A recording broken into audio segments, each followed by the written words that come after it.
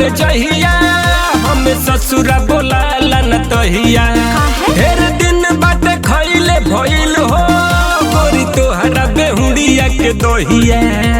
अच्छा ठीक बा, समय मिल के बुला ले। जन रही न मरद घर जहिया हमें ससुरा बोला न तहिया ढेर दिन बाटे खइले भइल हो गोरी तोहरा बेहुड़िया के दोहिया। सुना सुना भर हम देह खबर कुल्ही सारा धापुराली है तू आके खाली है जियारा बाजुड़ाली है तू आके खाली है जियारा बाजुड़ाली है बुझला।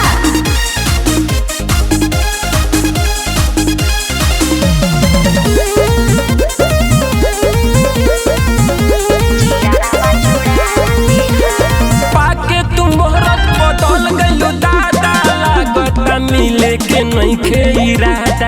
ओहो ऐसे मत सोचो एहो करे जा तू ऐसे न बोल तोहरा सभी मन हमर बजादा धनाया जो बा तोहार मन करी जय बार मुँह जुठियाली है तू आके खाली है जियारा बाजुड़ाली है।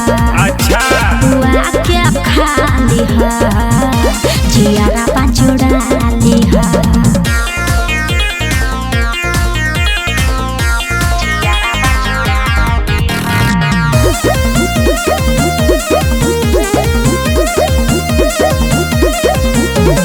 ढेर दिन बाद तो से मिले राकेश हो के तू रखिया व्यवस्था विशेष हो। अच्छा ठीक बा, सुना ना कैसे बताई बेकरार बानी केतना तोहरा ला रेडी रहिले हर मेस जब मिली जान फाका वादा करतानी पाका फायदा उठा ली है तू आके खाली है जियारा बाजुड़ाली है तू आके खाली है जियारा बाजुड़ाली है। जन रही न मरद घर जहिया हमें ससुरा बोला न तहिया ढेर दिन बाटे खइले भइल हो गोरी तोहरा बेहुड़िया के दहिया। सुना सुना भर हम देह खबर कुल्ही सारा धापुराली है तू आके खाली है जियारा बाजुड़ाली है तू आके खाली है जियारा बाजुड़ाली है। अरे आई बनो अरे तोरा इंतजार में कहिए से तैयार है।